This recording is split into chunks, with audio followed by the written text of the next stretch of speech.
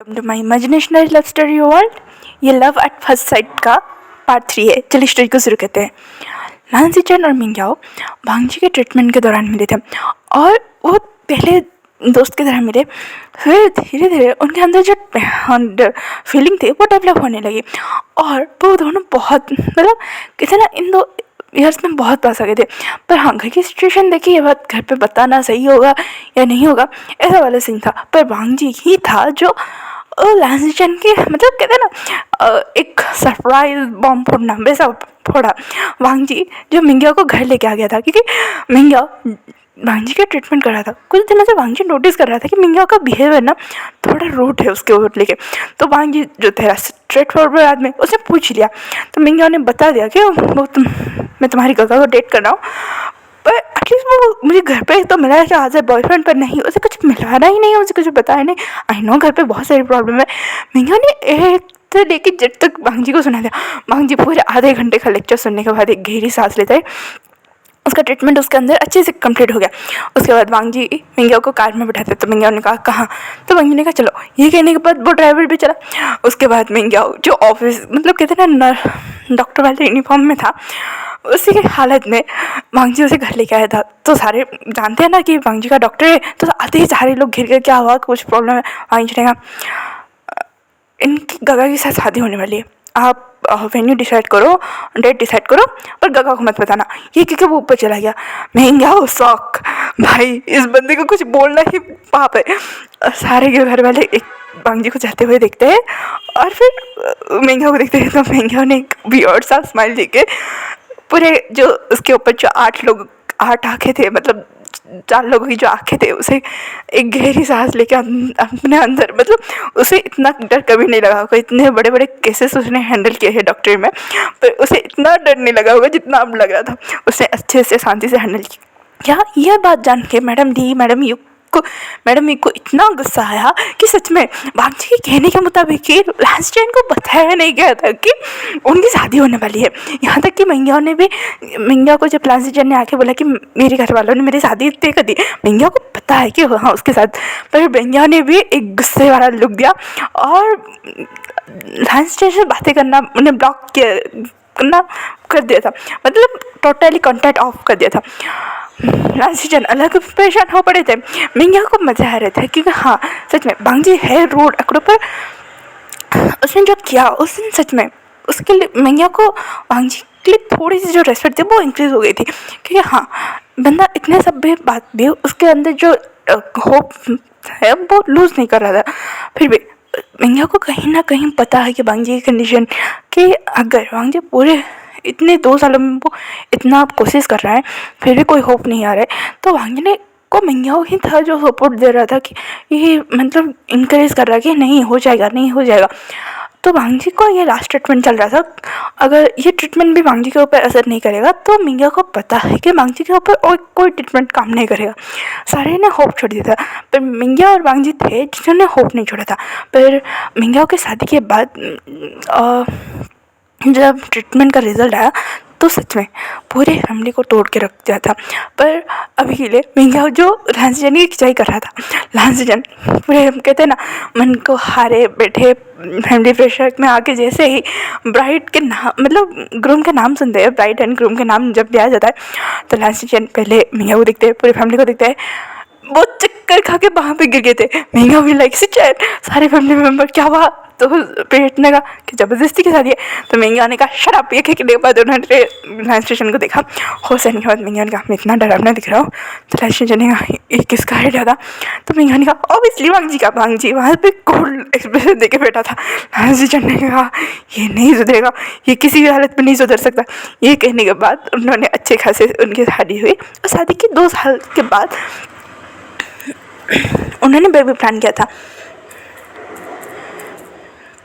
क्योंकि हाँ वांगजी के उस होप जो टूटा था, सिर्फ वांगजी नहीं पूरा लैंड फैमिली टूट चुका था और वांगजी ने तो खुद को ऐसे बंद करके रखा था जैसे पता नहीं क्या ये सिर्फ काम में लगा रहता था।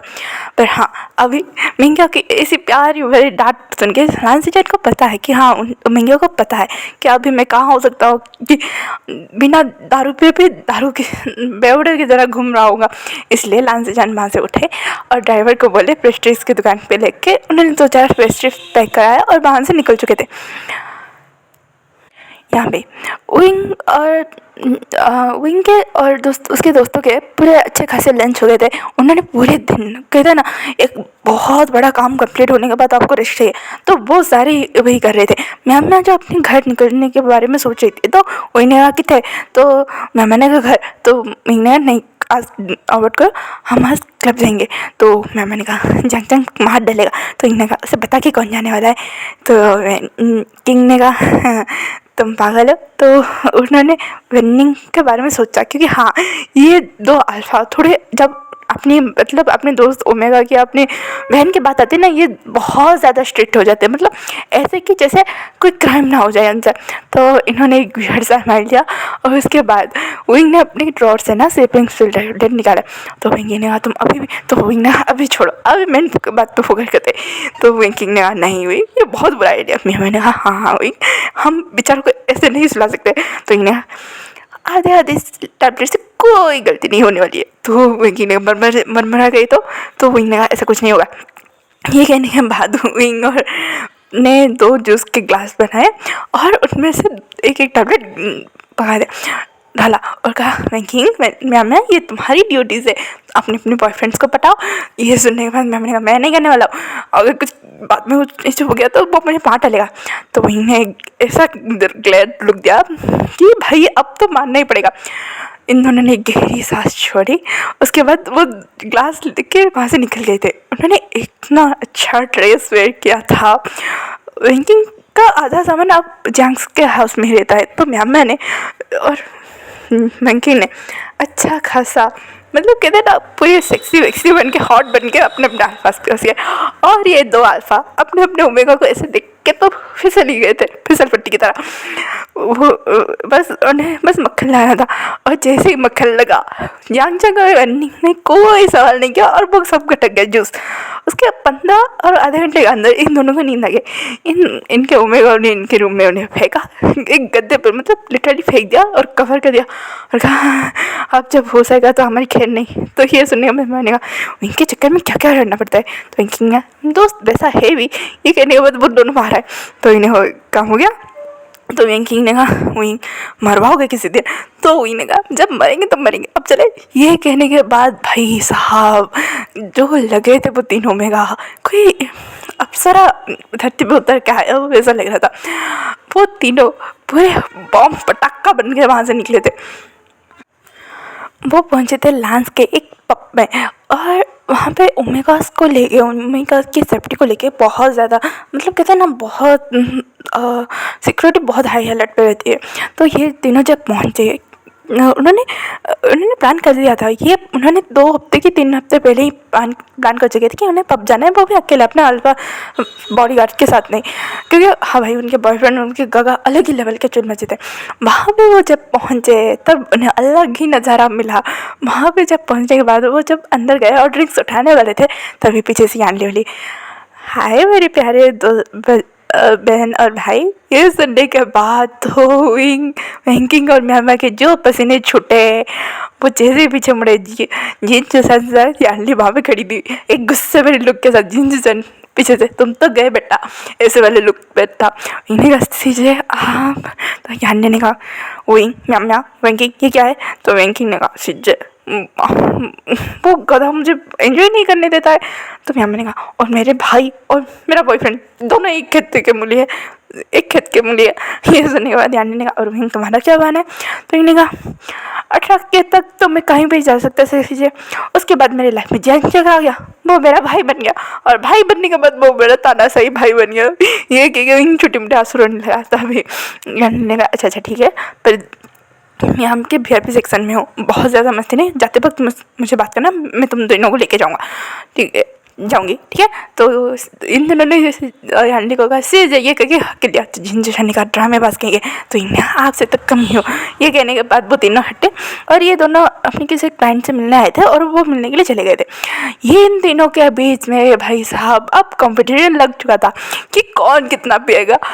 एक के बाद एक ड्रिंक्स ऑर्डर किए जा रहे थे, बियर बोतल ऑर्डर किए जा रहे थे। भाई काउंटर में जो बार्स बॉयज थे, जो बेटास थे, वो भी शौक की ये पियर कर कहाँ से आ गए। इन्हें चढ़ नहीं रही थी, ऐसा नहीं था, पर ये रुकना नहीं चाहते थे, ये बड़ी बात थी। इनकी कंटिन्यू चल रही थी। तभी हाली जो आ चुकी थी, मीटिंग कम से कम 11 बजे तक चला था। उसके बाद ये सब फ्री हो गए थे। आने वाले यानली और जिनशन थोड़े से पब में है ना एंजॉय वगैरह तो करेंगे। करने के बाद वो जैसे ही आते हैं वो देखते हैं उस मतलब यानली देखती है उसके भाई और उसके भाई के 2 दोस्त मतलब पूरे ड्रंकन हालत में। ऐसा नहीं है कि सिर्फ ड्रंक है, वो मतलब उस बार काउंटर के ऊपर चढ़ के बोल रहे वो वाले निकालो, वो वाले निकालो, आज मेरे पास पैसे मैं पूरे बिल दूंगा, ये निकालो वो निकालो। ये कह के वो निकाले जा रहा था मतलब।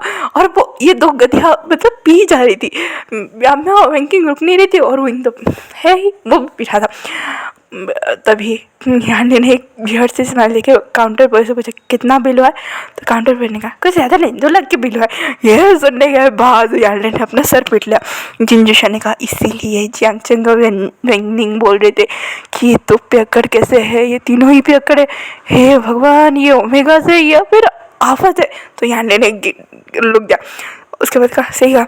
उसके बाद यानी ने जैसे तैसे इन तीनों को हिला नीचे उतारा। ये तीनों बोले जा रहे थे मुझे और पिटाए, मुझे और पिटाए। यंकिंग तो बोल रही थी ओए अम्मा तुम पिता मेरा वाला 1 नंबर का घोचू।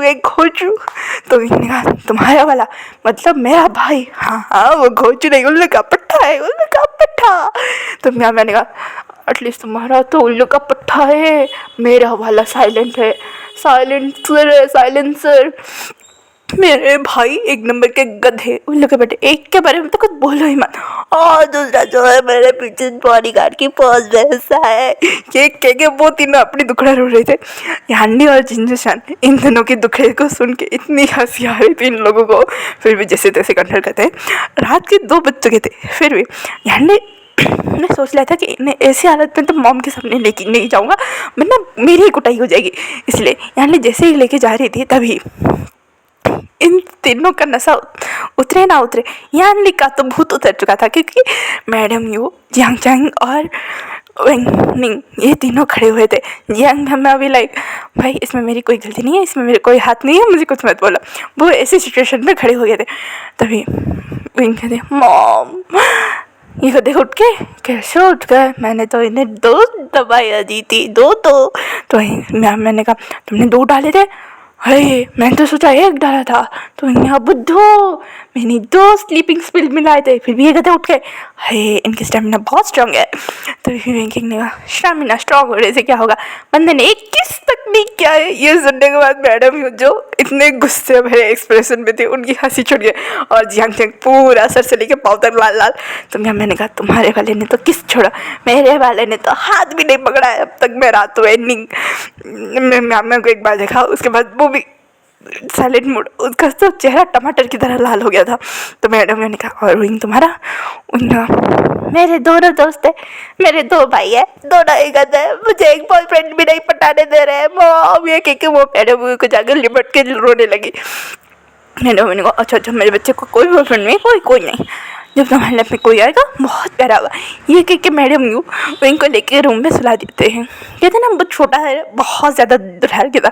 तभी मैडम ने यानी को देखा कहाँ मिले तीनों। तो यानी ने कहा छुप के गए थे, बहुत तो किस्मत अच्छा है लांस के यहाँ पर गए थे। तो ये सुने मैडम ने कहा सुबह इनकी खरीद लेता हूँ, अभी इनके रूम पर छोड़ के आओ। और जियांगचंग एटलीस्ट वेंकिंग को एक किस कर लो। और वेंकिंग अब तो इसे उठा के लेके जा, ये कह के वो वहाँ से चली गई थी। और यानी जिनसे को टाटा बाय से करके वो अपने रूम पे चली गई थी। वही जियांगचंग वेंकिंग के पास आके बोला मैंने तुम्हें किस भी नहीं किया। तो वेंकिंग ने कहा कब क्या है बताओ, कब क्या है तुमने? ये कहने के बाद जियांगचंग ने कहा कब क्या है?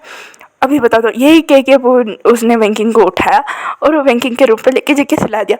उसके बाद वेंकिंग ने कहा देखा तुम कभी कर नहीं सकते भाई। अब तो यंग चंग को मिर्ची लगी तो वेंकिंग को पकड़ा भाई, जो पैशनेट के साथ उसने किस किया। वेंकिंग ने कहा ये किस था, वाह ये कि वो बेबस यहाँ पे वेनिंग म्यामा को जैसे गिरते पड़ते चलते उसके रूम पे लेके छोड़ता है। तो म्यामा ने कहा एक किस तो कर दो फॉरहेड पे, हैंड पे प्लीज़। तो इतनी प्यारी शक्ल देखे वेनिंग जैसे ही म्यामा को फॉरहेड पे किस करने वाला था, म्यामा ने वेंकिंग को नीचे लिटाया, उसके ऊपर आई, उसे पैशनेटली किस किया और कहा गुड नाइट। ये कह के वो वहाँ पे लुढ़क गए और वेनिंग उसी वक्त वहाँ पे शॉक। और म्यामा ऐसे लुढ़की थी कि वेंकिंग उसकी उठा के साइड नहीं कर पा रहा क्योंकि एक कोला बेर की तरह ना म्यामा ने वेनिंग को पकड़ के रखा था। वेनिंग ने एक गहरी सांस ली और कहा मेरा कुछ नहीं हो सकता है, ये क्योंकि वो भी सो गया था। यहाँ पे लांस चंद जो डिनर करने के बाद महंगिया के लिए जो पेस्ट्रीज लाए थे वो महंगिया ने बहुत अच्छे से एंजॉय किया, पर उन खाते ही पर 15 मिनट के बाद उसे उल्टी हो गई। महंगिया ने जो क्लास लगाई लांस चंद की, लांस चंद भी लाइक मॉम आंट बाबा अंकल बचाओ, मैंने तो कुछ किया भी नहीं है। तो सारे भी बोले भाई इसमें तेरी कोई गलती नहीं है, अब ये कहेगा वो सारे निकल गए थे। महंगिया ने अच्छी खासी डांट लगाई। लांस चंद जो अपनी प्यारी सी ओमेगा का ध्यान रख रहे थे। उसके बाद महंगिया को जब गुस्सा शांत हुआ तो महंगिया थोड़ी सीरियस में बोला वांग जी ठीक है। तो लांस चंद ने अपना सर हाँ मिला दिया और वो दोनों सोने के लिए चले गए थे। कहते ना एक तरफ यहाँ पे बहुत सारी खुशियाँ थी और दूसरी तरफ बहुत सारी टेंशन भी थी। एक घर में बहुत ज़्यादा खुश था तो एक घर में जैसे खुश तो सब थे पर एक गहरा दुख जो होता है ना वो लगा पड़ा था, वो नहीं छूट रहा था या फिर कोई म्यूज़िक कोई रोशनी के लिए वेट कर रहे थे सारे। तो ऐसे ही अगले दिन हो गया। अगली सुबह भाई इन दिनों की सर में दर्द, वही जो अपना सर पकड़ के बैठा था उसे, हाँ उसे पता है कि वो जब ड्रिंक करता है उसे वो बुरे बुरे ख्याल बुरे बुरे सपने वो नहीं आते हैं, इसलिए वही ना कभी कभी एक अच्छी नींद के लिए ना 2-4 पैक लगा लेता है। उसे पता है उसके बॉडी अल्कोहलिक हो रही है फिर भी वो चाहता है कि वो सपने उसे ना आए। उसके ऊपर तो स्लीपिंग स्पेल्स भी काम करना बंद कर चुका है, बस वो घर पे किसी को नहीं बता रहा है कि कहीं उसके फैमिली मेम्बर परेशान ना हो जाए। ये बात वेंकिंग और मैमा को पता है। विंग ने बता दिया था कि हाँ उसे कभी कभी बुरे सपने आते हैं इसलिए वो स्लीपिंग पिल लेता है, क्योंकि वेंकिंग ने बैग चेक करते हुए बस उनका चेक करते हुए देख लिया था कि विंग स्लीपिंग पिल है, इससे बड़ा बखेड़ा खड़ा ना हो, इसलिए विंग ने बात को ऐसे कैसे करके टाल दिया था। विंग उठने के बाद कहता है आज हेडेक है पर इट्स ओके, नींद पहुँची है। ये कहने के बाद विंग जैसे नीचे आता है वो देखता है सबकी लगी पड़ी है, मतलब विंकिंग और म्यामा घुटनों पे बैठे हुए थे और डांट खा रहे थे मैडम उसे, तुम ओमेगा वो फिर भी तुम्हें, हाँ हमने तुम्हें फ्रीडम दिया इसका मतलब नहीं तुम रात की बजे निकल जाओ और तुमने ये क्या हरकत की है और तुम्हारे पास स्लीपिंग पिल्स कहाँ से आए, ये वो वगैरह क्वेश्चन। वो जो देखता है पहले उसे लगा कि हाँ मॉर्निंग है पर नहीं, ये तो मॉर्निंग के 1 बज रहे, मतलब लंच टाइम हो गया है। विंग जो वहाँ से भागने वाला था, अभी मैडम ने कहा विंग यहाँ पे आके बैठो, तो भी डांट पड़नी चाहिए, तुम्हारा ही आइडिया होगा और स्लीपिंग पिल्स का कहाँ से आया। तो इन्हें हाँ वो लास्ट टाइम डॉक्टर ने दिया था ना वो बच गया था। ये सुनने के मैडम ने कहा विंग, तो विंग ने कहा हाँ नाम जाने दीजिए ना। ये कहने के बाद वो प्यारे सा पपी सा फेस बनाते, यहाँ तक कि वेंकिंग और वेनिंग भी, सॉरी वेंकिंग और म्याम में बनाते। तो मैंने गहरी सांस लेती है और कहती है तुम दिना का कुछ नहीं कर सकता, एक पपी फेस और मैं पिघल गई। ये कहने के बाद विंग ने कहा सच में मॉम। तो विंग ने जब ऐसा बोला तो मैडम ने कहा जाके लंच करो या फिर ब्रेकफास्ट या फिर कॉफ़ी या फिर और, तो सबने कहा एक कॉफ़ी। ये सुनने के बाद मैडम ने अपना सारे नाम हिलाया और कॉफ़ी बना के उन तीनों के पास रख दिया। तो विंग ने कहा, इन धीरे से मैम से पूछा क्या हुआ, तो मैंने कहा सुबह जब उठा ना विंग के साथ उठा मैं। तो ये सुनने बस सारे मतलब बैंकिंग और विंग भी लाइक कैसा क्या कब, तो मैंने कहा ऐसा वैसा कुछ नहीं, मैं उसके ऊपर सो गई थी। तो ये सुनने के बाद एक गहरी सांस लेके वो मतलब कहते ना हाय इसका कुछ नहीं हो सकता बड़ा लुक था। उसके बाद विंग ने वैसे बैंकिंग तुम्हारा क्या, तो बैंकिंग ने कहा मुझे कुछ याद ही नहीं है, मुझे याद ही नहीं आ रहा है। ये सोचने के बाद वो तीनों अपने कॉफ़ी को एंजॉय करते हैं। उसके बाद यांग चंग और वेंगिंग वहाँ पे आते हैं। उनकी होठ में नीचे ना जंग चंग के होठ के ऊपर बाइट मारता और वेनिंग के होठ के नीचे।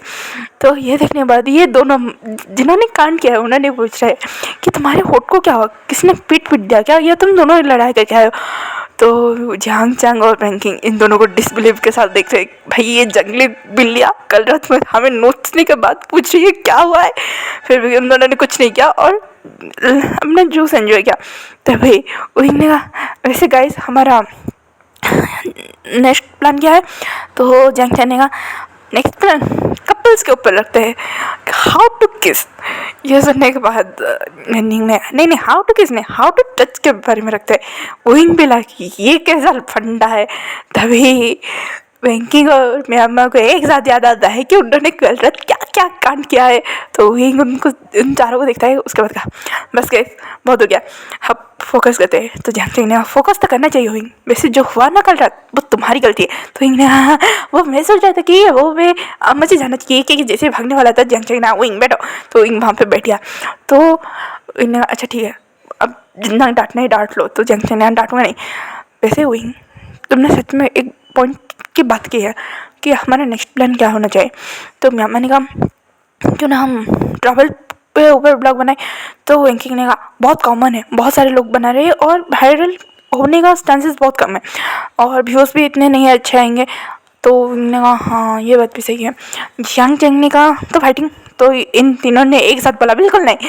तो जंग चंग चुप हो गया क्योंकि भाई जंग चंग फाइटिंग के बारे में बताना चाहता था कि कराटे बॉक्सिंग इन सब के बारे में दिखाता है। इन तीनों ने सारे मैं बोल दिया नहीं। तभी मैंने ने कहा तो फिर क्या पेंटिंग। तो ये सुने मैंने कहा रहने देते, अभी हमारे दिमाग काम नहीं कर रहे, हम शाम को सोचते वैसे होम पार्टी का क्या। तो होम पार्टी तो जंग ने पार्टी और चाहिए तुम लोगों को। तो इंडिया वो तो हम तीनों की थी ना, तुम्हारे साथ भी पार्टी करेंगे।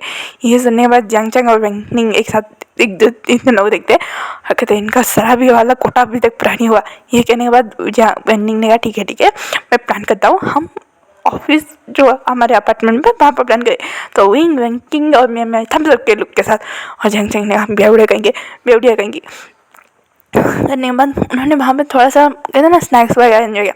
तभी मैडम यहाँ वहाँ पे आते बोली तो फिर तुम लोग ऐसा क्यों नहीं करते कि जो यंग CEO है उनका इंटरव्यू ले लो, मतलब मोटिवेशन साथ के साथ उनकी लाइफ जर्नी भी दिखा दोगे। एक क्या कहते हैं उसे नोवेल जैसा जिसे तुम बायोग्राफी दिखा सकते हो।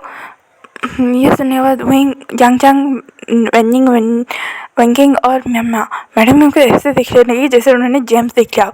तो आज का पार्ट यहीं पे खत्म होता है, फिर मिलेंगे कल के पार्ट में। Thank you for watching, comment करो, लाइक करो, शेयर करो, एंजॉय द स्टोरी।